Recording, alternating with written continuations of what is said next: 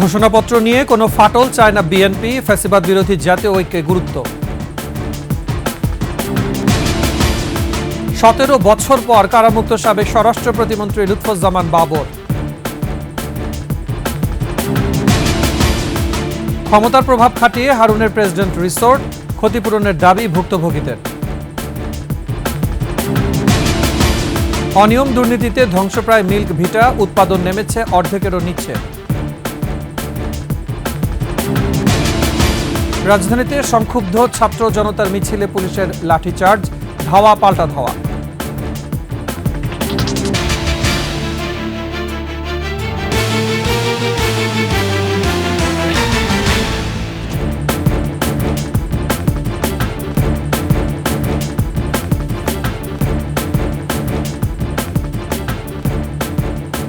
শুনছিলেন সংবাদ শিরোনাম। আমন্ত্রণ সন্ধ্যার 21 সংবাদে, সাথে আছি মুজাহিদুল ইসলাম। দর্শক, 21 টেলিভিশনের সংবাদ একসাথে সরাসরি দেখতে পাবেন আমাদের ফেসবুক পেজ www.facebook.com/2124 অনলাইনে।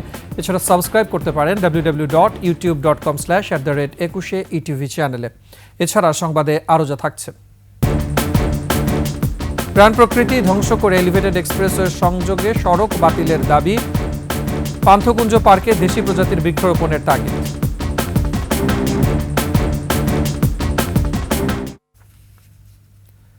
জুলাই ঘোষণাপত্র নিয়ে প্রধান উপদেষ্টার সাথে সর্বদলীয় বৈঠকের পর বিএনপির স্থায়ী কমিটির সদস্য সালাউদ্দিন আহমেদ জানিয়েছেন, জাতীয় ঐক্যে ফাটল চায় না বিএনপি, ফ্যাসিবাদ বিরোধী ঐক্য ধরে রাখাই মূল উদ্দেশ্য। আর অন্তর্বর্তী সরকারের আইন উপদেষ্টা আসিফ নজরুল জানিয়েছেন, রাজনৈতিক দলগুলোর ঐক্যমতের ভিত্তিতে দ্রুতই ঘোষণাপত্রের কর্মকৌশল দেওয়া হবে। প্রসেস নিয়ে কি পদ্ধতিতে আলোচনা করা হবে সেটা নিয়ে বিভিন্ন রকম মতামত এসছে। বিভিন্ন রকম মতামতকে আমরা স্বাগত জানাই এবং আমরা কোথাও এতে অনৈক্যের সুর দেখি না, বরং আরো সবাই মিলে সমন্বিতভাবে যেন কাজ করা যায়, সবার মতামত যেন সঠিকভাবে প্রতিফলিত হয়, সবাই যেন ফিল করে এই জুলাই গণ অভ্যুত্থান ঘোষণাপত্রের মানা তারও আছে, এটার পক্ষে বিভিন্ন মতামত এসছে। ফ্যাসিবাদ বিরোধী যে জাতীয় ঐক্য সৃষ্টি হয়েছে জুলাই আগস্ট গণ অভ্যুত্থানের মধ্য দিয়ে, সেই জাতীয় ঐক্যকে গণ ঐক্যে রূপান্তরিত করে সেটাকে রাজনৈতিকভাবে আমরা যাতে সাংস্কৃতিক চর্চা করতে পারি, রাজনৈতিক সংস্কৃতির মধ্যে নিয়ে আসতে পারি এবং সেই ঐক্যকে ধরে রেখে জাতিকে এগিয়ে নিয়ে যেতে পারি, সেটাই আমাদের এখনকার জন্য সবচেয়ে বড় চ্যালেঞ্জ। রাজধানীর ফরেন সার্ভিস একাডেমিতে এই মুহূর্তে আছেন সহকর্মী প্রণব চক্রবর্তী। সরাসরি চলে যাচ্ছি তার কাছে। প্রণব, বৈঠক শেষে রাজনৈতিক দলগুলো আসলে কি মতামত জানিয়েছেন, কি বিস্তারিত আপনি জানতে পেরেছেন, কি তথ্য রয়েছে? মুজাহিদ, যে রাজনৈতিক দলগুলোর যে তথ্য, এরই মধ্যে আমরা শুনছিলাম সালাউদ্দিন আহমেদ তার বক্তব্য রাখছিলেন। আসলে এখানে মূল ফোকাস ছিল বিএনপির উপরে, কেননা বিএনপি হচ্ছে প্রধান রাজনৈতিক দল বাংলাদেশে, যারা এই আন্দোলনের সাথে দীর্ঘদিন ধরে কাজ করছে এবং এই যে বৈষম্যবিরোধী ছাত্র আন্দোলন, তাদের সাথে একাট্টা হয়ে বিএনপিও রয়েছে। তো সেই কারণে বিএনপিকে গুরুত্ব দেওয়া হয়েছিল। সালাউদ্দিন আহমেদ আসাতে আসলে এই বৈষম্য যে রাজনৈতিক সর্বদলীয় যে বৈঠক ছিল, সেই বৈঠকটি আসলে প্রাণ পেয়েছে। এটি হচ্ছে এইখানকার একটি বক্তব্য। এবং এর সাথে বৈষম্যবিরোধী ছাত্র আন্দোলন এবং ছাত্র অধিকার পরিষদ, তারা এখানে, নাগরিক ঐক্য পরিষদ, তারা এখানে ছিল। তাদের পক্ষ থেকেও 5 জনের একটি প্রতিনিধি দলকে আমরা দেখেছি, তারা কথা বলেছে আমাদের সাথে। সবার বক্তব্য আসলে যে ঐক্য ধরে রাখা, কেননা বৈষম্য বিরোধী আন্দোলনের মাধ্যমে যে আজকে যে দেশের যে অবস্থান তৈরি হয়েছে, সেই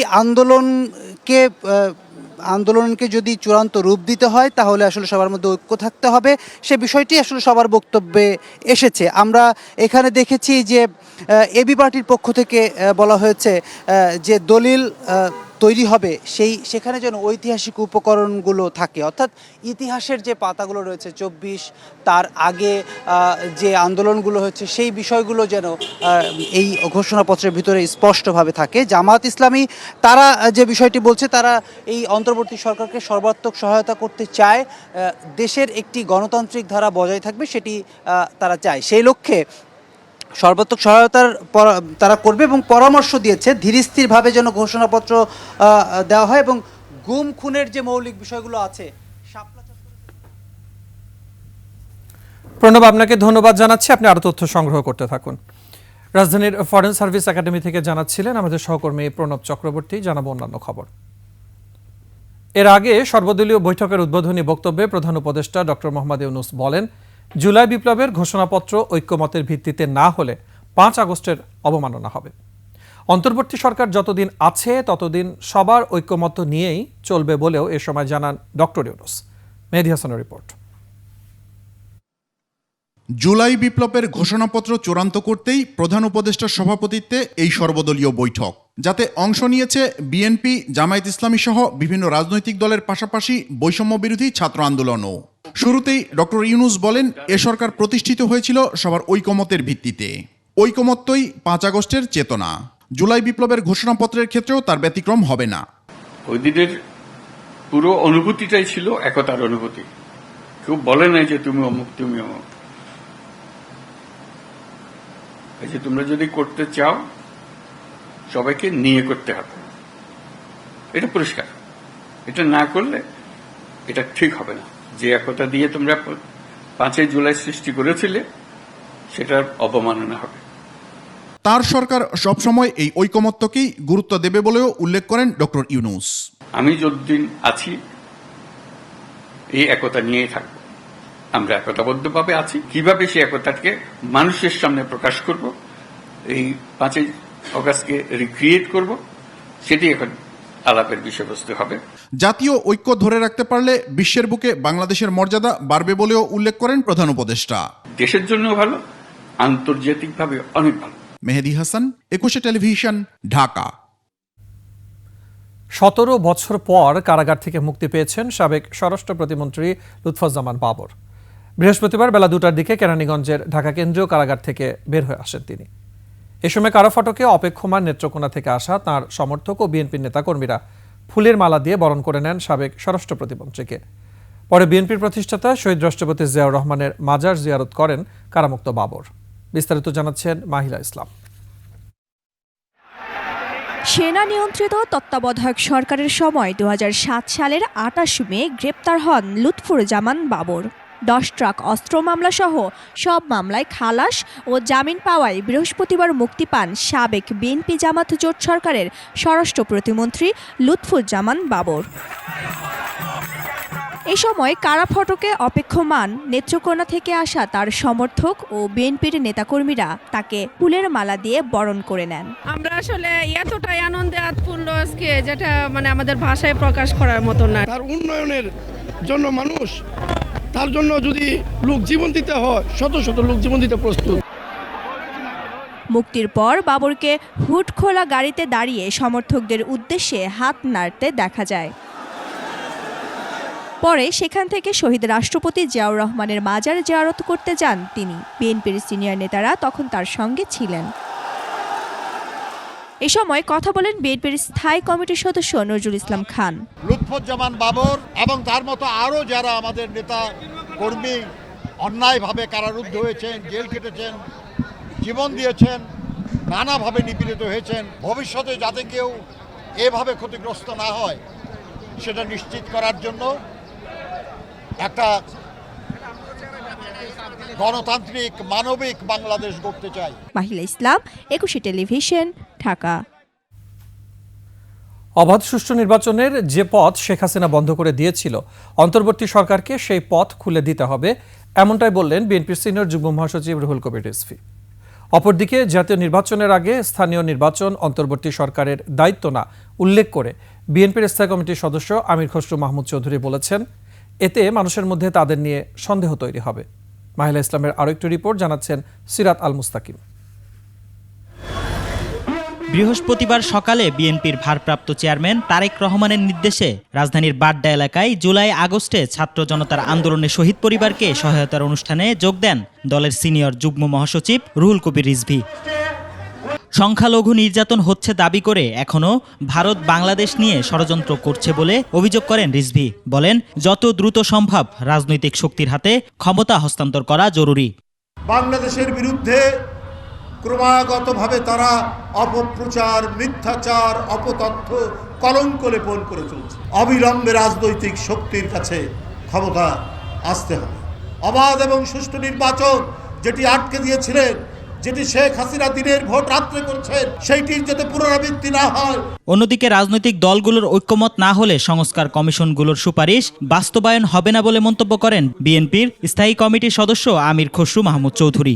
ওনাদের কাজ হচ্ছে যদি যে কোর্টের সংস্কার আমরা ঐক্যমত হতে পারি সেগুলো করা এবং নির্বাচনের দিকে চলে যাওয়া। সুপারিশগুলো আলোচনা করবে রাজনৈতিক দলের সাথে, যেগুলোতে ঐক্যমত হবে সেগুলা নিয়ে কারো কোনো অসুবিধা নেই, সেগুলো ইমিডিয়েটলি বাস্তবায়ন করতে পারবে। আওয়ামী লীগের কোনো নেতাকর্মী বিএনপিতে যোগ দেওয়ার সুযোগ নেই বলেও মন্তব্য করেন বিএনপির এই জ্যেষ্ঠ নেতা। বিএনপি তো আওয়ামী লীগকে সুযোগ করে দেবে, কোন দুঃখে সুযোগ করে দেবে, কেন সুযোগ করে দেবে? সিরাত আল মুস্তাকিম, 21 টেলিভিশন, ঢাকা। 4 সংস্কার কমিশনের প্রতিবেদন জমা দেয়া অন্তর্বর্তী সরকারের একটি সফলতা হলেও কিছু ক্ষেত্রে বিতর্কের সৃষ্টি করেছে এমন মন্তব্য সিনিয়র সাংবাদিকদের। তারা বলছেন সংস্কারের নামে যেন তেন সংস্কার যেন না হয়, এক্ষেত্রে জন আকাঙ্ক্ষাকেই প্রাধান্য দিতে হবে। আরও জানাচ্ছেন তরিকুল ইসলাম। বিভিন্ন ক্ষেত্রে সংস্কারের জন্য গঠিত 11টি কমিশনের মধ্যে বুধবার প্রধান উপদেষ্টার কাছে প্রতিবেদন জমা দেয় 4 কমিশন। কমিশনগুলোর সুপারিশের সময় উপযোগী অনেক কিছুর প্রতিফলন ঘটলেও বিভিন্ন ক্ষেত্রে অসঙ্গতির বিষয় রয়েছে বলে মনে করছেন বিশ্লেষকরা। বিশেষ করে সংবিধান এবং নির্বাচন ব্যবস্থা সংস্কারের জন্য বেশ কিছু সুপারিশ অস্বচ্ছ। কিছু কিছু বিষয়ে আপত্তি আছে, কিছু কিছু বিষয়ে সমালোচনা আছে, কিন্তু সেটা আমাদের খুব একটা করার দরকার নেই। আমরা আলোচনা করতে থাকবো, সবাই আলোচনা করবে, কিন্তু আমি মনে করি যখন পলিটিক্যাল পার্টিগুলির সঙ্গে এটা নিয়ে আলোচনা হবে, তারা যখন আলোচনায় বসবে, তখন এইটাকে কাঠামো হিসেবে রেখে আমরা একটা ভালো কিছু পেতে পারবো। সর্বক্ষেত্রে এই সংস্কারটা এমনভাবে হওয়া উচিত যে রাষ্ট্রীয় ব্যবস্থা, রাষ্ট্রীয় প্রতিষ্ঠান সব মিলে যেন একটা চেক অ্যান্ড ব্যালেন্স, অর্থাৎ কোনো রাষ্ট্র যেন একজনের কবজায় না যায় এবং ব্যালেন্স থাকে। জাতীয় গুরুত্বপূর্ণ ইস্যুগুলোতে সংস্কারের জন আকাঙ্ক্ষার বাস্তবায়ন চান বিশ্লেষকরা। তারা মনে করছেন জাতীয় ঐক্যমত ছাড়া এ ধরনের সংস্কারের কাজ হাতে নেওয়া হলে ভবিষ্যতে তা মুখ থুবড়ে পড়বে। এই কমিশনের রিপোর্ট নিয়ে ওনারা পলিটিক্যাল পার্টিগুলো এবং সবাই একসঙ্গে বসবেন, বসে তাদের মতামত শুনবেন, কোনো একটা বিষয়ে কে কী বললো শুনবেন, যে ডেটে যেটা আমাদের সবার সঙ্গে ঐক্যমতে পৌঁছানো যাবে ওগুলি রাখবেন, যেগুলির সঙ্গে অন্যরা ঐক্যমত পোষণ না করবে সেগুলো বাদ দিবেন। আলটিমেটলি এই সংবিধান কিন্তু যতই প্রজ্ঞাপন জারি করুক আর যাই করুক, পরবর্তী যে নির্বাচিত সংসদ আসবে সেই সংসদে অনুমোদন না করলে আপনার এই সংবিধান কোনো সংস্কার কোনো কাজে আসবে না। সংস্কারের নামে জনগণের অর্থের যেন অপচয় না হয় সেদিকে দৃষ্টি রেখে বাস্তব অবস্থার প্রেক্ষিতে সরকারকে এগোনোর পরামর্শ তাদের। নির্বাচিত হওয়ার পর তাদের না রাখার তো কোনো কারণ আমি দেখি না। Tarikul Islam, 21 television, Dhaka. President resort.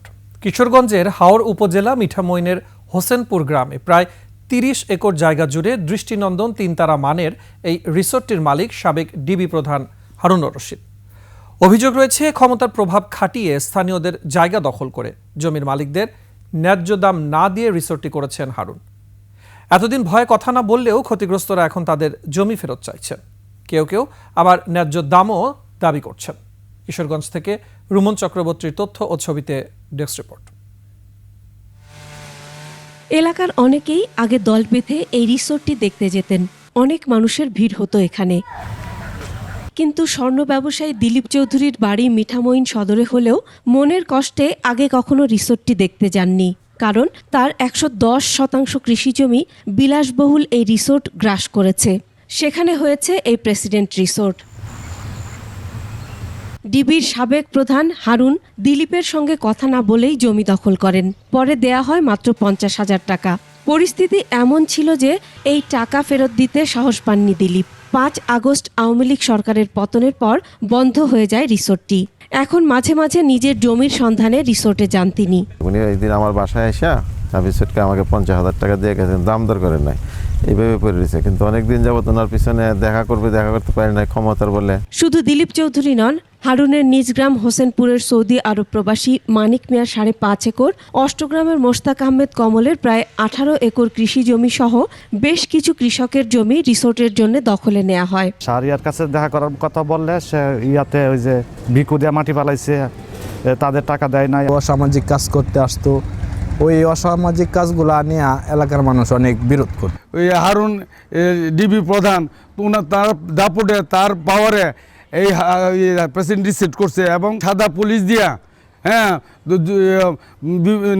BNP নেতা কর্মী থেকে ধরে নিয়ে আসছে, টাকা নিচ্ছে, জমি নিচ্ছে। 2021 সালের 3 সেপ্টেম্বর চালু হওয়া রিসোর্টের 20টি দোতলা কটেজে রয়েছে শীতাতপ নিয়ন্ত্রিত 40টি কক্ষ। আছে রেস্টুরেন্ট, পার্টি সেন্টার, শিশুদের গেম জোন এবং ওয়াচ টাওয়ার। আছে রিসোর্ট এলাকার মাঝখানে বিশাল আয়তনের দিঘি, এর মাঝখানে হেলিপ্যাড। বিগত সরকারের মন্ত্রী, সচিব, পুলিশের ঊর্ধ্বতন কর্মকর্তা ও প্রভাবশালী ধনাঢ্য ব্যক্তিরা রিসোর্টে বেড়াতে আসতেন। এক একটি স্যুটের দৈনিক ভাড়া 6,000 থেকে 28,000 টাকা। তবে আওয়ামী লীগ সরকারের পতনের পর বর্তমানে রিসোর্টটি বন্ধ রয়েছে। সেখানে এখন শুনশান নীরবতা। 2-3 জন আসি এটা পরিষ্কার পরিচ্ছন্ন করে রাখি আর কি, যাতে আবর্জনাটা না হয়। আর চালু অবস্থা এটা 30-35 জন শ্রমিক আমরা খাতাম। জমি দখল সহ নানা অভিযোগের প্রেক্ষিতে 9 ডিসেম্বর প্রেসিডেন্ট রিসোর্টে অভিযান চালায় এনবিআর এর সেন্ট্রাল ইন্টেলিজেন্স। দুর্নীতি দমন কমিশন এবং জাতীয় রাজস্ব বোর্ড কাজ করছে, ওনাদের একটি টিম কিছুদিন আগেও এসেছিল এখানে, ফিল্ডে ওনারা ইনভেস্টিগেশন করে গিয়েছেন। স্থানীয়রা জানায় কাগজপত্রে রিসোর্টের মালিকানা হারুনুর রশিদের না থাকলেও প্রকৃত মালিক তিনি। এটি পরিচালনা করতেন তার ভাই doctor Shahriar.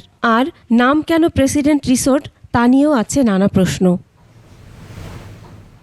Masuma Lisa, desk report, 21 television. দুধের উৎপাদন নেমেছে অর্ধেকেরও নিচে, বন্ধ অনেক সংগ্রহ ও শীতলীকরণ কেন্দ্র। এরপরও শত কোটি টাকা ব্যয়ে হয়েছে নতুন গুঁড়া দুধ প্ল্যান্ট। কারখানার সব সার প্রজনন ক্ষমতা হারালেও কোটি কোটি টাকা ব্যয়ে আনা হয়েছে বীজ প্রক্রিয়ার অত্যাধুনিক যন্ত্রপাতি। বন্ধ রয়েছে খামারিদের বিনামূল্যে ওষুধসহ অনেক সেবা। অনিয়ম আর দুর্নীতিতে ধ্বংসের দ্বারপ্রান্তে সমবায় ভিত্তিক রাষ্ট্রীয় প্রতিষ্ঠান মিল্ক ভিটা। আব্দুর রাজ্জাকের ক্যামেরায় বিস্তারিত জানাচ্ছেন আলী আহমেদ।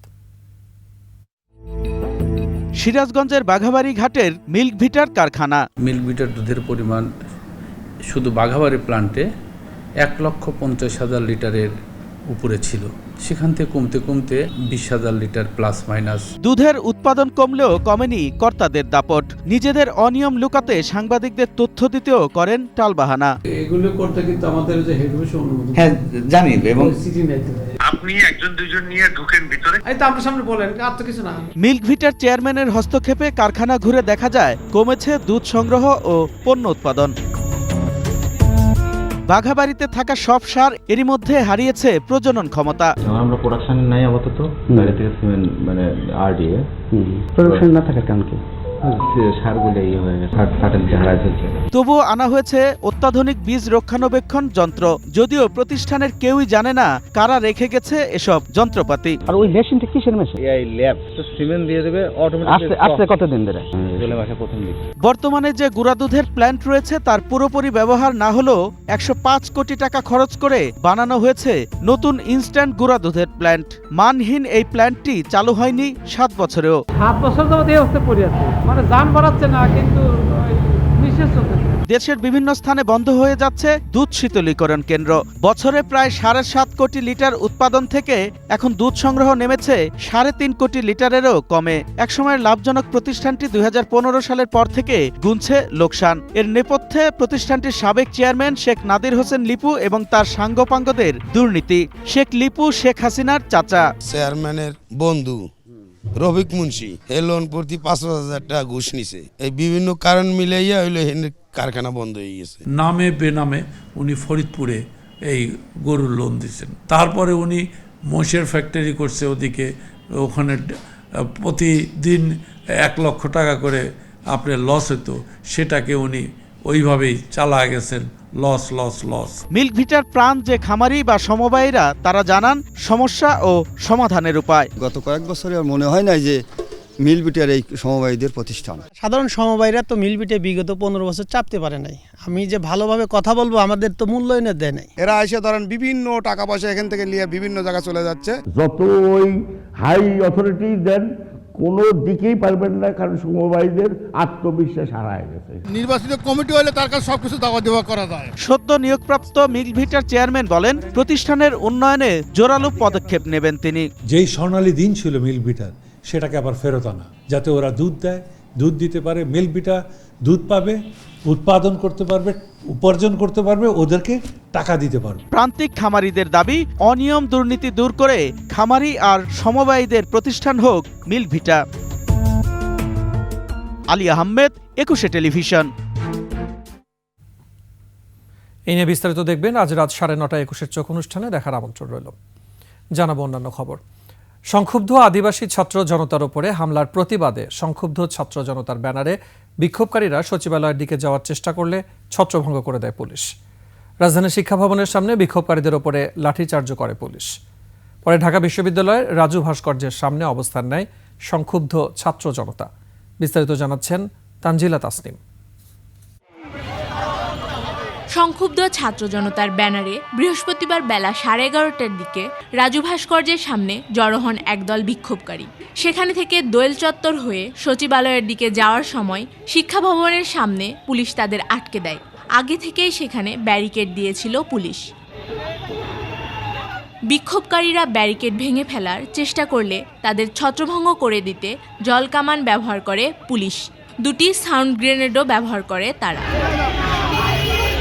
আগেকার পুলিশ এবং 24-এর পরবর্তীতে এই পুলিশ পার্থক্য আমরা দেখতে পাচ্ছি।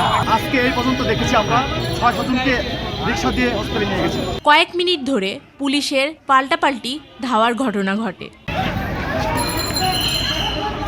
দফায় দফায় লাঠিচার্জ করে।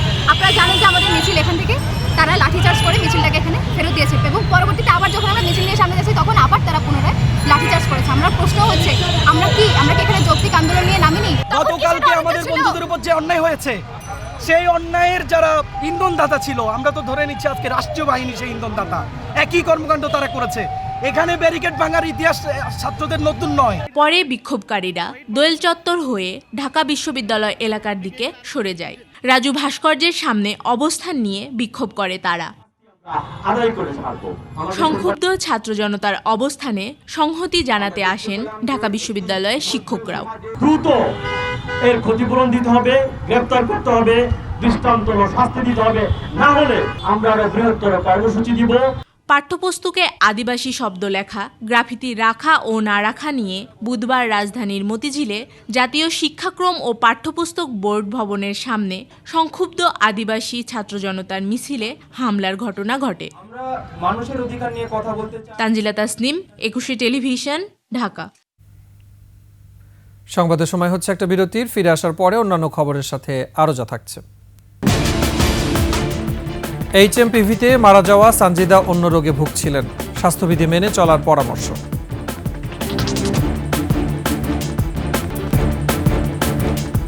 বিরতির পর আবারও আমন্ত্রণ সন্ধ্যার 21 সংবাদ।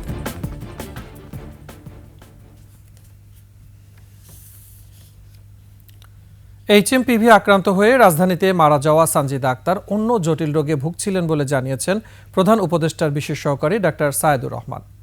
বলেছেন, দেশে HMPV শনাক্ত হওয়ার পর এটি প্রথম মৃত্যু।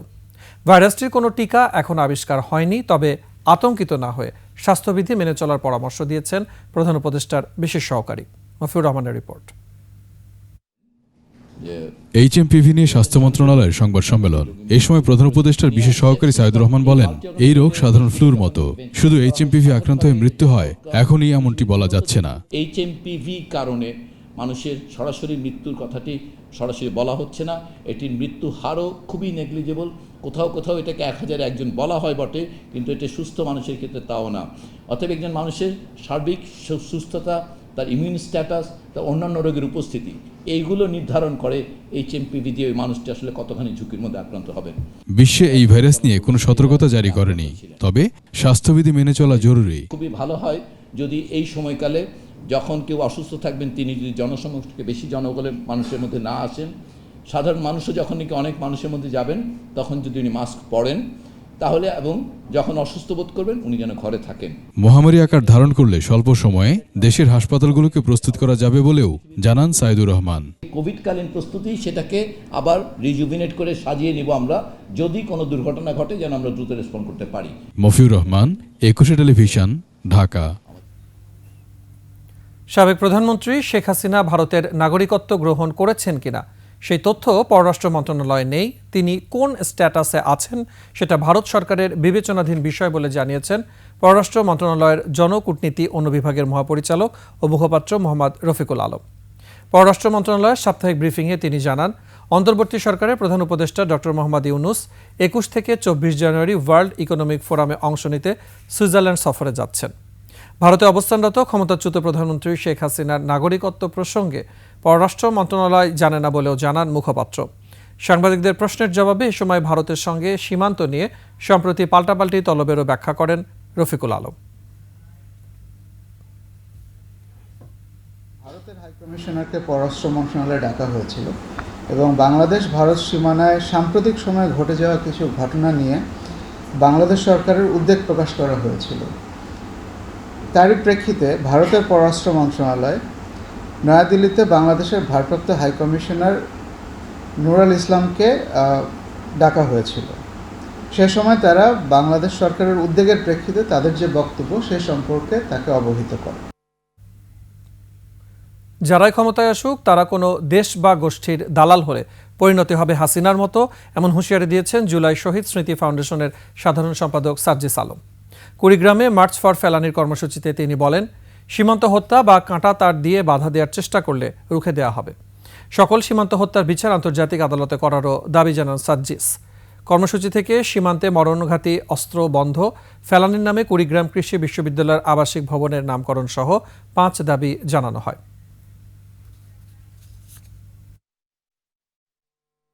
গোপালগঞ্জের মতো একটি জেলায় প্রতি বছর যে বাজেট গিয়েছে, পুরো রংপুর বিভাগে সেই বাজেট আসেনি। দেশের কিংবা কোন গোষ্ঠীর দালাল হন, তবে আপনাদের পরিণতি ওই খুনি হাসিনার মতোই হবে। জুলাই আন্দোলনে মীর মুগ্ধকে হত্যার ঘটনায় আন্তর্জাতিক অপরাধ ট্রাইব্যুনালে অভিযোগ দাখিল করেছেন পরিবারের সদস্যরা।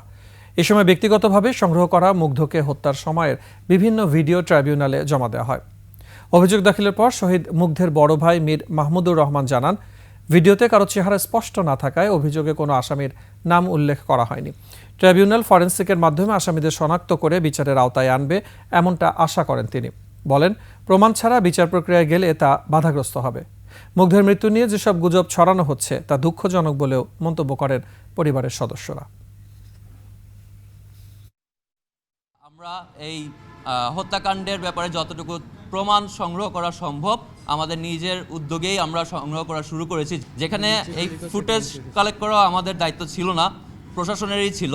এখন আমরা তো এটুকু আশা করতে পারি যে ফরেনসিকের মাধ্যমে তারা এই চেহারাগুলো ক্লিয়ার করে একজন একজন করে নিয়ে এসে এর ন্যায় বিচার পাওয়াটা আমাদের মুখ্য উদ্দেশ্য, শুধুমাত্র ন্যায় বিচার পাওয়া।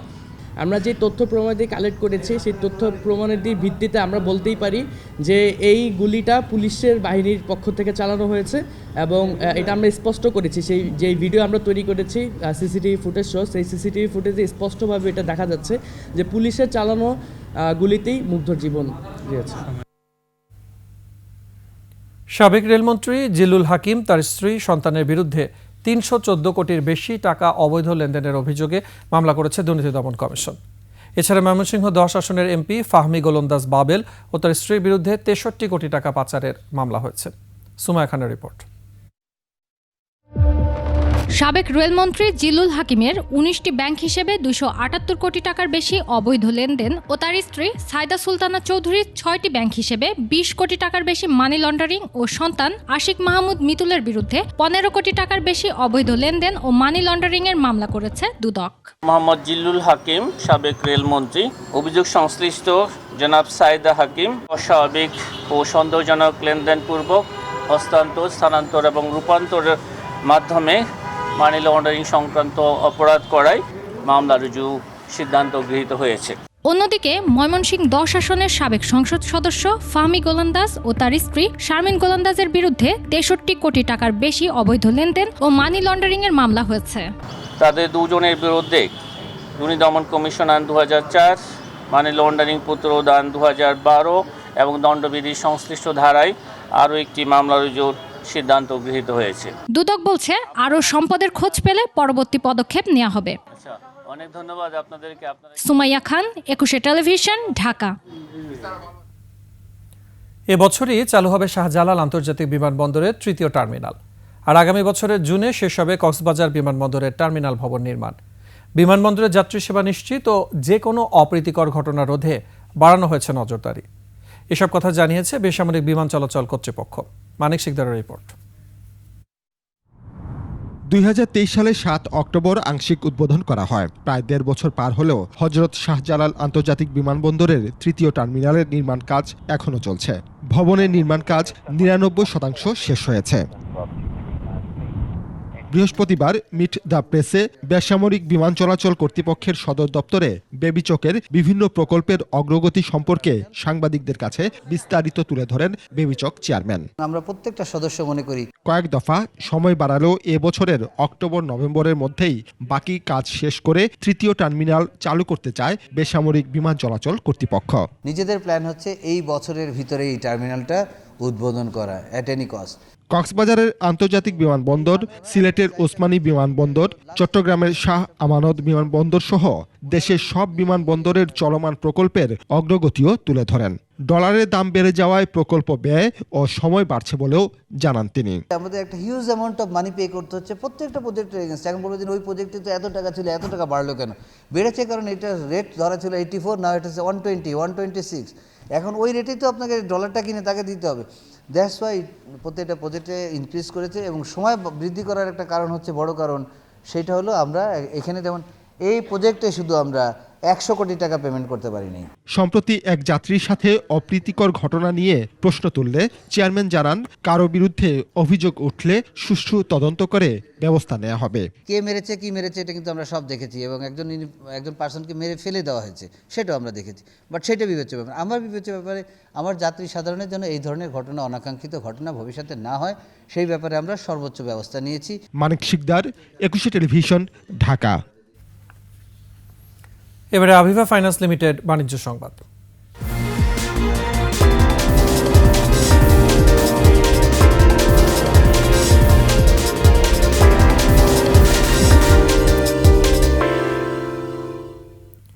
প্রক্রিয়াজাত খাদ্যপণ্যে বর্ধিত ভ্যাট শুল্ক এবং গ্যাসের দাম বৃদ্ধির সিদ্ধান্ত থেকে সরকারকে সরে আসার আহ্বান জানিয়েছে বাংলাদেশ এগ্রো প্রসেসর্স অ্যাসোসিয়েশন বাপা। সংবাদ সম্মেলনে জানানো হয়, মূল্যস্ফীতি, উচ্চ সুদের হার, ডলার বাজারের অস্থিরতায় যখন ব্যবসায়ীরা দিশেহারা, তখন ভ্যাট বৃদ্ধির সিদ্ধান্তে নতুন করে বেড়েছে উদ্বেগ। ব্যবসায়ীরা বলছেন, এই সিদ্ধান্তের কারণে প্রক্রিয়াজাত শিল্পে শুধু দেশ নয়, বহির্বিশ্ব বাজার হারাবে বাংলাদেশ। বাংলাদেশ এগ্রো প্রসেসর্স অ্যাসোসিয়েশনের সাধারণ সম্পাদক ইকতাদুল ইসলাম, এসিআই এগ্রো বিজনেসের প্রেসিডেন্ট FH আনসারি, SMC এন্টারপ্রাইজের MD Saif Nasir, Bangladesh biscuit and bread অ্যাসোসিয়েশনের সভাপতি শফিকুর রহমান ভূঁইয়া, আকিজ ফুড অ্যান্ড বেভারেজের পরিচালক সৈয়দ জহুরুল আলম, স্কয়ার ফুড অ্যান্ড বেভারেজের chief operating officer Parvez Saiful Alam, Kishwan ও বনফুলের MD শহীদুল ইসলাম ও প্রাণ RFL গ্রুপের চেয়ারম্যান ও প্রধান নির্বাহী আহসান খান চৌধুরী।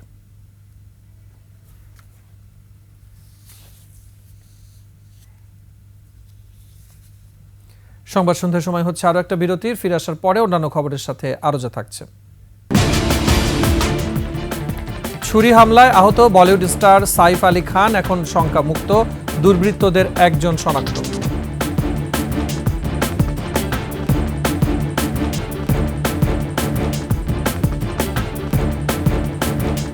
বিরতির পর আবার আমন্ত্রণ সন্ধ্যার 21 সংবাদ। হাতিরঝিল ও পান্থকুঞ্জ পার্ক ধ্বংস করে প্রকৃতি বিধ্বংসী ও জনবিরোধী ঢাকা এলিভেটেড এক্সপ্রেসওয়ে প্রকল্পের সংযোগ সড়ক বাতিলের দাবি জোরালো হয়ে উঠেছে। বৃহস্পতিবার রাজধানীতে এক নাগরিক সংলাপে FDC থেকে পলাশী পর্যন্ত এই প্রকল্প বন্ধ করার দাবি ওঠে। সোহেল সাবের রিপোর্ট। হাতিরঝিলের বুক চিরে ও পান্থকুঞ্জের সবুজ ধ্বংস করে এখান দিয়েই নামার কথা ঢাকা এলিভেটেড এক্সপ্রেসওয়ের র্যাম্প। কাটা হচ্ছে শত শত গাছ, আর এখানেই আপত্তি পরিবেশবাদীদের। কংক্রিটের এই শহরে এভাবে সবুজ নিধনের প্রতিবাদে বেশ কয়েকদিন ধরেই পান্থকুঞ্জে সরব বিভিন্ন সংগঠন। এবার এসব সংগঠনের উদ্যোগে আয়োজন করা হয় নাগরিক সংলাপের। এতে বক্তারা বলেন, দিনে দিনে বসবাসের অনুপযোগী হয়ে ওঠা এই শহরে এমন প্রকল্প অযৌক্তিক। এই এক্সপ্রেসওয়ে প্রকল্প যখন তৈরি করার পরিকল্পনা করা হচ্ছিল, তখন বলা হচ্ছিল যাতে চট্টগ্রাম, সিলেট পূর্বাঞ্চল এবং পদ্মা সেতুয়ে দক্ষিণ পশ্চিমাঞ্চলে যানবাহন ঢাকায় প্রবেশ না করে সরাসরি উত্তর পশ্চিমাঞ্চলে প্রবেশ করতে পারবে। কিন্তু বাস্তবতা হয়েছে উল্টো। বিভিন্ন র্যাম্প যুক্ত করে দিয়ে ঢাকার বিভিন্ন পয়েন্টে যানজট বাড়ানোর কারণ হয়ে দাঁড়িয়েছে প্রকল্প। সংযোগ সড়কটি এরই মধ্যে পার্ক, উদ্যান, জলাধার সংরক্ষণ আইনের সুস্পষ্ট লঙ্ঘন করেছে বলেও মনে করেন আলোচকরা। যে অন্যায়টা হলো সেখানে যে এতগুলো গাছ কাটা গেল, যারা আন্দোলন করছে তাদের উপরেও অনেক ধরনের অত্যাচার হয়েছে, এই জায়গাগুলোকে তারা বিবেচনা করে এই বিষয়ে সুব্যবস্থা নেবেন। পান্থকুঞ্জ পার্কে চলমান এই প্রকল্পের কাজ বন্ধ রেখে ঋতু বিবেচনায় নিয়ে দেশি প্রজাতির বৃক্ষরোপণেরও তাগিদ উঠে আসে সংলাপ থেকে। আমি একটু সবুজের কাছে যেতে পারবো না, একটু ঘাসের উপর খালি পায়ে হাঁটতে পারবো না। সোহেল সামি, 21 টেলিভিশন, ঢাকা। শেষ করছি সন্ধ্যার 21 সংবাদ। যাবার আগে শিরোনামগুলো জানাবো আরো একবার। ঘোষণাপত্র নিয়ে কোনো ফাটল চায় না বিএনপি, ফ্যাসিবাদ বিরোধী জাতীয় ঐক্যে গুরুত্ব। 17 বছর পর কারামুক্ত সাবেক স্বরাষ্ট্র প্রতিমন্ত্রী লুৎফুজ্জামান বাবর। ক্ষমতার প্রভাব খাটিয়ে হারুনের প্রেসিডেন্ট রিসোর্ট, ক্ষতিপূরণের দাবি ভুক্তভোগীদের। অনিয়ম দুর্নীতিতে ধ্বংসপ্রায় মিল্ক ভিটা, উৎপাদন নেমেছে অর্ধেকেরও নিচে। রাজধানীতে সংক্ষুব্ধ ছাত্র জনতার মিছিলে পুলিশের লাঠিচার্জ, ধাওয়া পাল্টা ধাওয়া।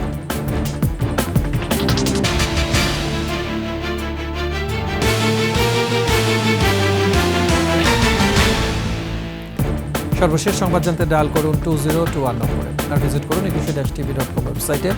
ফেসবুকে ভিজিট করতে পারেন www.facebook.com/2124 অনলাইন। এছাড়া সাবস্ক্রাইব করতে পারেন www.youtube.com/21tv চ্যানেলে। এতক্ষণ সাথে থাকার জন্য ধন্যবাদ। পরবর্তী সংবাদ রাত 9টায় দেখার আমন্ত্রণ রইল। 21-এর সাথেই থাকুন।